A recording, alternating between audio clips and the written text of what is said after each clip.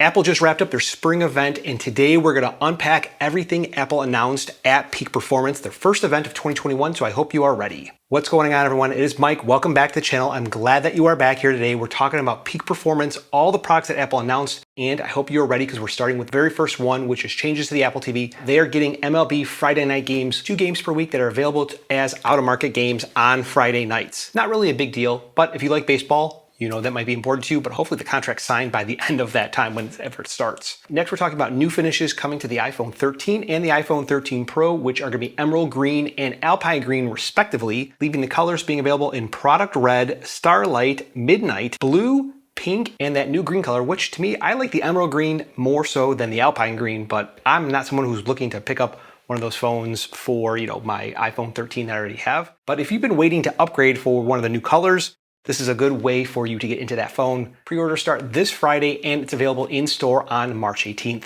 Next up, we have a new iPhone SE3, the low-cost leader starting at $429, which is available in 3 colors, midnight, starlight, and product red. The iPhone SE3 has been updated to include the A15 processor that was found in the other iPhone 13 models this year. You're getting an increase in battery life and now includes 5G connectivity, but it's not really clear on whether or not this is going to include the millimeter wave. I don't think it does. Apple's product pages have been updated at this point, but usually there's some information that gets updated as the course of the week goes through. Now the A15 is going to give you a 1.2 times faster graphics performance than the second generation iPhone. It's going to give you 5 times faster graphics performance than the iPhone 6, if there's even any of those still in the marketplace today, and somewhere in the neighborhood of about 2.2 times faster performance than the iPhone 8. Who still has an iPhone 8? If you have an iPhone 8, let me know down in the comments below. Now the A15 processor is going to power advanced photography features that are found in the iPhone 13, the iPhone 13 Pro, that give you that advanced image signal processor, that real crispy look. Now you should get similar performance on the iPhone SE3 with the A15 and the advanced image signal processor that you see on the iPhone 13, with the exception that you only have one lens on the rear of the device. It does support HDR4 in addition to photographic styles, which is another feature that you see on the iPhone 13 and 13 Pro. The phone is going to be water and dust resistant at IP67, and it does come included with wireless charging, unlike the rumors were telling you. Now, starting at $429, the phone's available for pre-order this Friday, and then it is available in stores on March 18th. Next, we're going to talk about the iPad Air. This device was recently updated in September, 2020 with the A14 processor. So it's not like it's old, but Apple decided to go ahead and increment this device. iPad Air 5 coming in 5 different colors. We have space gray, blue, gold, starlight, pink, and purple. Now, I don't know about you, but I'm really caught between the purple and the blue being my favorite color. I want to know from you what your favorite color is. Let me know down in the comments below. The iPad Air 5 features the same 10.9-inch Liquid Retina LCD display that it had last year, but it's been upgraded to include the M1 processor. Now, this is the same M1 processor that you find in the M1 iPad Pro, the M1 Mac Mini, the M1 MacBook Pro 13-inch, so it's really hard to see how Apple sees this device going forward. I'd really like to know how Apple plans to differentiate this device in the coming months, in the coming years, because there tends to be a lot of overlap with these devices. Now, the iPad Air 5 does have an upgraded front-facing camera, which is 12 megapixels and now supports center stage technology, which I'm a huge fan of. I think it's great on the iPad Mini. And it does include an upgraded USB-C port, which is capable of delivering 10 gigabits per second throughput for data. Now that's up from 5 gigabits per second, which is found on the previous generation iPad Air 4, or even on the newest generation iPad Mini. I don't know about you, but I don't think many people are going to upgrade simply from the fact they want to get faster storage on this device. I really think that you would actually be compelled to upgrade to an iPad Pro opposed to an iPad Air 5. Let me know what you think. Now, this also includes 5G connectivity, which was previously missing from this device when it came out in 2020. Of course it did, because 5G wasn't even around. But it still does have stereo speakers while you are in landscape and Touch ID. So there's no hope of this device getting Face ID. I think Apple's going to continue to differentiate between their Pro line devices and their consumer line devices, for lack of a better term, by having these features such as Face ID and faster throughput in the data connectivity port. Now, starting at $599 for 64 gigs, all the way up to 256 gigs, and you can add an additional $150 on that device for 5G on each of those storage tiers. The device is available for pre-order starting this Friday and is in stores next Friday, March 18th.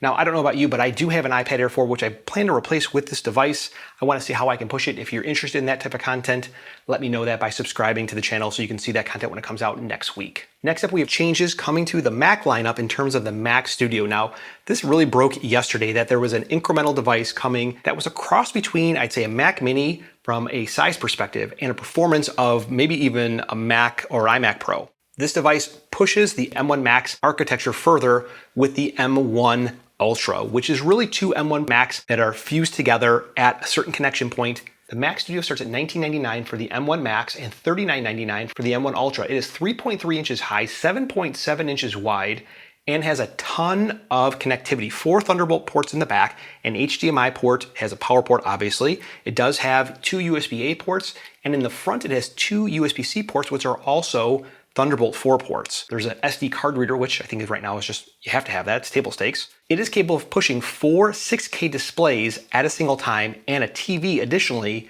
through the HDMI port. That is a lot of friggin' pixels. Now, performance is 2.5 times faster than the iMac, 50% faster than the Mac Pro from a CPU standpoint when you have the M1 Ultra configured.